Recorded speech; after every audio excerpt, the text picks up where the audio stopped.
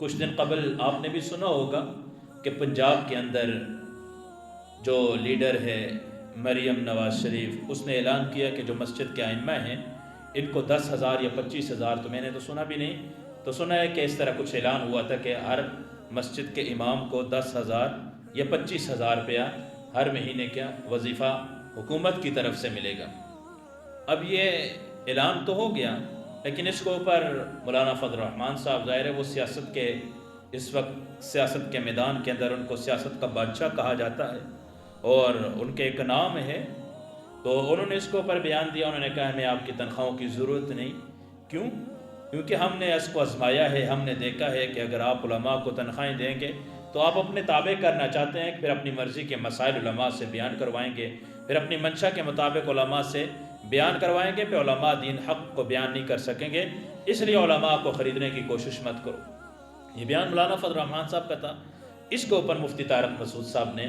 اپنی ایک رائے پیش کی۔ ان کی رائے یہ تھی کہ یہ بیان مولانا فضل الرحمان صاحب کا انہوں نے نام نہیں دیا، انہوں نے کہا چند علماء کی طرف سے تھا، ان کی طرف سے یہ بیانات جو اس قسم کے آئے ہیں کہ نہیں ضرورت، لیکن حقیقت یہ ہے کہ آپ جا کے دیکھیں مسجد کے ائمہ کا حالات کیا ہیں،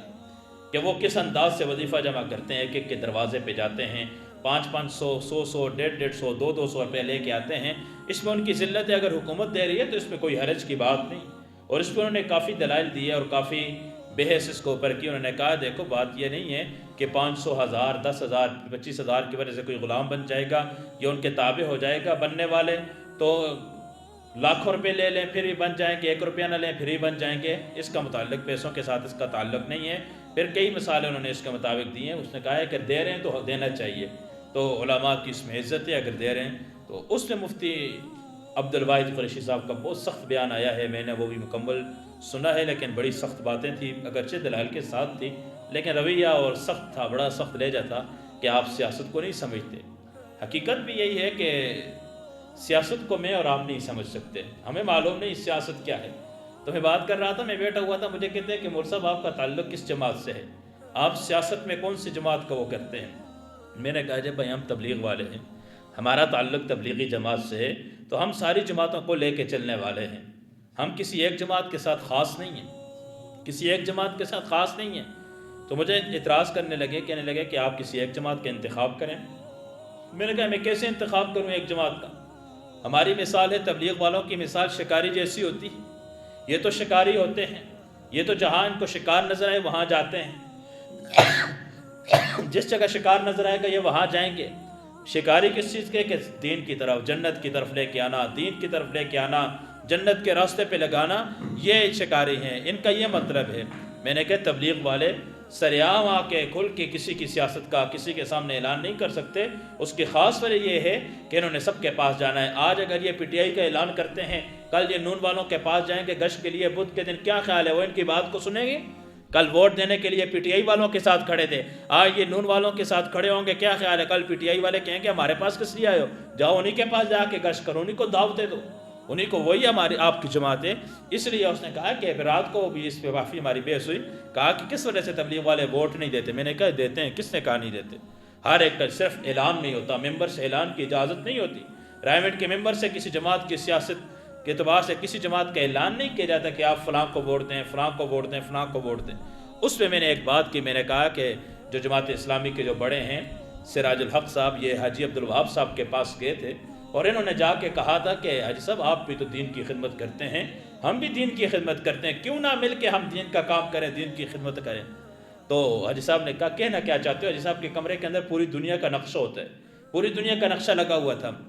کہا ہم چاہتے ہیں پورے پاکستان کے اندر امن قائم ہو جائے، سارے پاکستان کے اندر دین قائم ہو جائے، نبی علیہ السلام کا نظام آ جائے، سارے کے سارے پاکستانی اللہ کے حکموں کے مطابق آ جائیں، ہمارا منشور یہ ہے، ہماری منشا یہ ہے اور آپ کی منشا بھی ہے۔ تو حاجی عبدالوہاب صاحب نے بڑا پیارا جواب دیا، کہا بالکل آپ ٹھیک کہہ رہے ہیں، لیکن دیکھو یہ نقشہ ہے، نقشے پہ لاٹھی ہاتھ پہ پکڑی تھی، کہا یہ نقشے پہ دیکھو جب پاکستان کے دائرہ پیرا، کہا یہ تو چھوٹا سا نقشہ آپ کو نظر آ رہا ہے، آپ صرف اس کی فکر کر رہے ہیں کہ اس کے اندر دین آئے، یہ جو باقی سارا جو نقشہ نظر آ رہا ہے، باقی ساری دنیا کے ممالک ہیں، کیا یہ اللہ کے نبی کی امتی نہیں ہے؟ کیا جنت ان کے لیے نہیں بنی؟ کیا ان کے جنت میں جانا ضروری نہیں؟ کیا یہ دین کے مطابق نہ آ جائیں؟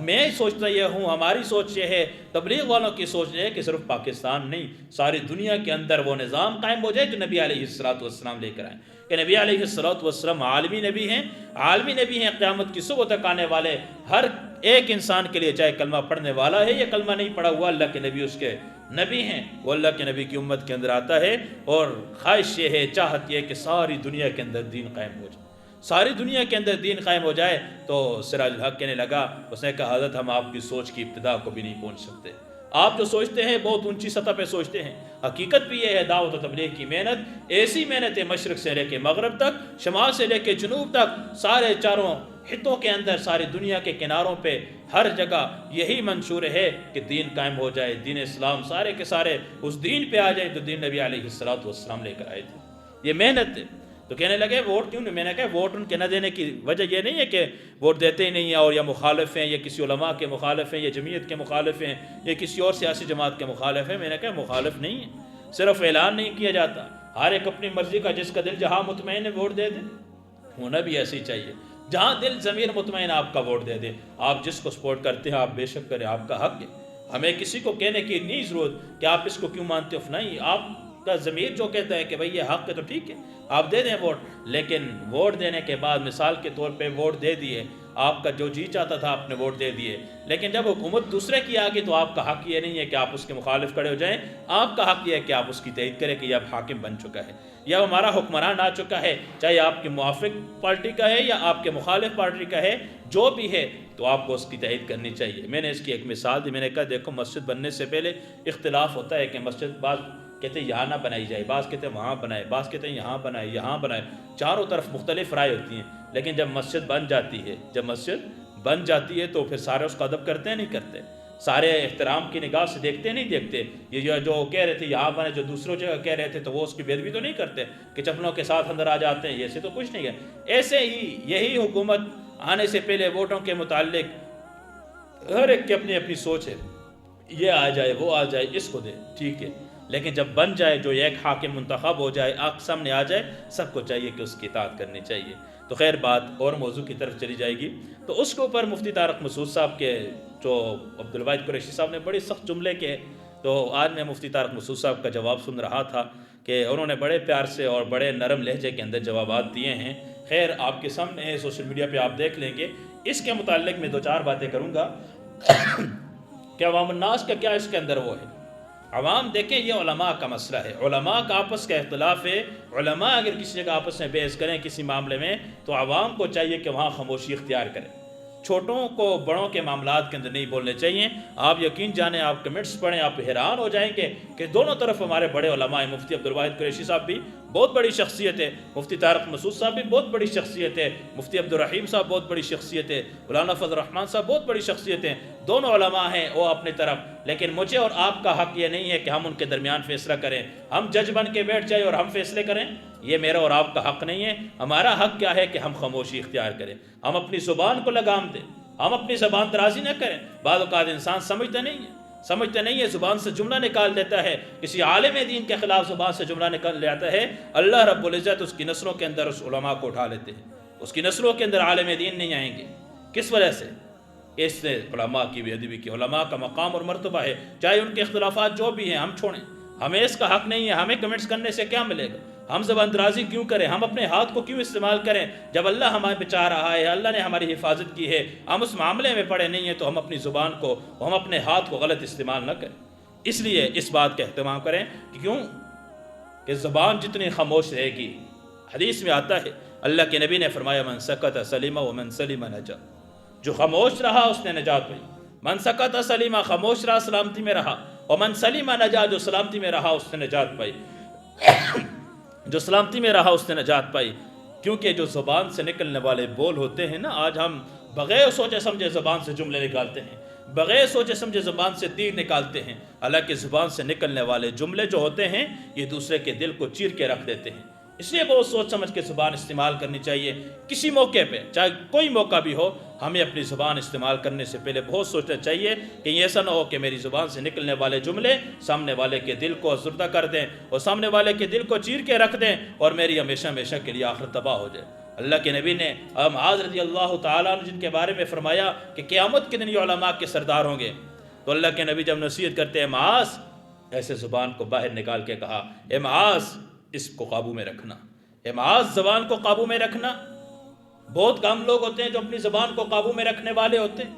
آپ کو ہر ایک زانی نہیں ملے گا، ہر ایک شرابی نہیں ہوتا، ہر ایک چور نہیں ہوتا، ہر ایک ڈاکے مارنے والے نہیں ہوتے، ہر ایک سود کھانے والے نہیں ہوتے، لیکن زبان درازی تقریباً 100 میں سے 90% لوگ زبان درازی کرتے ہیں۔ زبان سے جملہ نکالنے سے پہلے سوچتے نہیں ہیں کہ میرے یہ جملہ دوسرے کے دل پہ کتنا اثر چھوڑے گا، میری زبان سے نکلنے والا جملہ کتنا بڑا نقصان دے گا۔ وہ ایک بادشاہ تھا نا، اس نے اپنے بیٹے کو علم سکھانے کے لیے، دین سکھانے کے لیے بھیجا۔ 10 سال کے بعد جب وہ واپس آیا، اب 10 سال کے بعد جب وہ واپس آتا ہے، بادشاہ پوچھتا ہے بیٹا کیا سیکھا ہے؟ تو بیٹا کہتے ہیں ابا جان میں نے خاموشی سیکھی ہے، خاموش رہنے میں نجات ہے۔ میں نے یہ سیکھا ہے من سکت سلیمہ، جو خاموش رہا وہ سلامتی میں رہا، ومن سلیمہ نجا، اور جو سلامتی میں رہا اس نے نجات پا لی۔ ابا جان 10 سال کے اندر ایک ہی بات سیکھی ہے، ایک ہی حدیث سیکھی ہے کہ اپنی زبان کو قابو میں رکھنا ہے۔ یہ کہنے کے بعد وہ شہزادہ خاموش ہو کے بیٹھ گیا۔ ایک دن گزرا، دوسرا دن، تیسرا دن، چوتھا دن گزرا، بات ہی نہیں کر رہا۔ بڑا پریشان ہے بادشاہ۔ اس نے حکماء سے اطباء کو بلایا کہ میرا بیٹا بات نہیں کرتا، خاموش ہے۔ جب اطباء آئے انہوں نے کہا کہ ظاہر کچھ ذہنی ٹینشن لی ہوئی ہے، کوئی پریشان ہوگا، آپ ایسا کرو اس کو سیر و تفریح کے لیے نکالو، آپ اس کو کسی سیاح لوگوں کے ساتھ بھیجو یا آپ شکاری لوگوں کے ساتھ بھیجو اس کو۔ تو بادشاہ نے پلان بنائے، شکار کرنے کے لیے جاتے ہیں، اور سارے قافلے کو روانہ کیا شکار کے لیے۔ اپنا جو اس کا بادشاہ کے خواص تھے اور ساتھ اس بیٹے کو کہا، اور سارے قافلے کو کہا کہ دیکھنا میرا بیٹا کوئی بات کرے تو مجھے بتانا۔ بادشاہ کے کان ترس کے اتنا عرصہ گھر سے جدائی بھی رہی اور آج آیا اور آج باتیں کچھ نہیں کر رہا۔ اب اتنے عرصے کے بعد بیٹا آیا، بولتا کچھ نہیں ہے۔ اب یہ چلے گئے، اب جاتے جاتے وہ شکاری جا رہے ہیں، ساتھ بادشاہ کا بیٹا بھی جا رہا ہے۔ اب نکل رہے تو پیچھے شکار ظاہر ان کا شکار کرنا مقصود تھا۔ تو ایک پرندہ تھا، ایک چڑیا بیٹھی ہوئی تھی، اور اس نے جیسے بولی تو شکاری تو آگے چلے گئے، جیسے وہ بولی شکاری پیچھے آئے، اس کو مارا۔ تو اس شہزادے کی زبان سے نکلا صدقت یا رسول اللہ، آپ نے سچ فرمایا، یہ خاموش رہتی تو بچ جاتی، اور یہ بولی ہے تو یہ شکاری پیچھے گیا، اس نے جا کے اس کو مارا ہے۔ اب وہ بڑے خوش کے بادشاہ شہزادہ بولا ہے، پکڑا لے کے آئے بادشاہ سلامت، اس نے بات کی ہے، کیا بات کی یاد نہیں ہے، کوئی جملہ نکالا ہے لیکن یہ یاد نہیں ہے کیا کہا ہے۔ اب بادشاہ نے کہا بتاؤ، یہی بتا دو تو نے بات کیا کی ہے۔ خاموش ہے، شہزادہ خاموش ہے، اس نے سیکھی خاموشی ہے۔ اب بادشاہ نے جلاد کو بلایا کہ اس کی پٹائی شروع کرو۔ ظاہر تنگ ہو گیا باپ۔ جلاد آیا، اس نے مارنا شروع کیا، 1 2 3 4، جب بار بار لگی نا تو اس شہزادے کی زبان سے پھر نکلا صدقت یا رسول اللہ،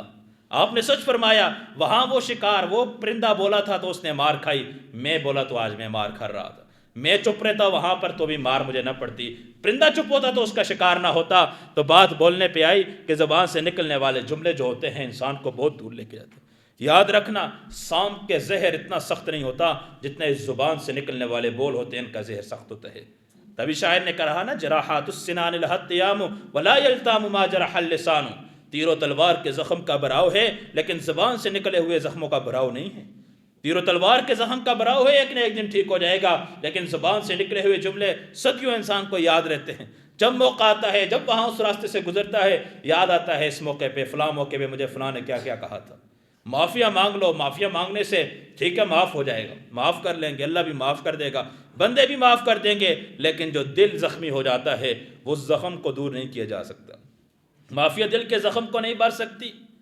شیشے ہے نا، شیشہ ٹوٹ جائے جب اس کو جوڑ دیں، اب جوڑ تو جائے گا لیکن وہ جو نشان ہے وہ ہمیشہ باقی رہتا ہے۔ یوں ہی دل کی مثال ہے، اس دل میں ہمیشہ نشان باقی رہے گا۔ اس لیے ہمیں چاہیے کہ اپنی زبان کی حفاظت کرنی چاہیے، بے جا قسم کی زبانیں استعمال نہ کرنا چاہیے۔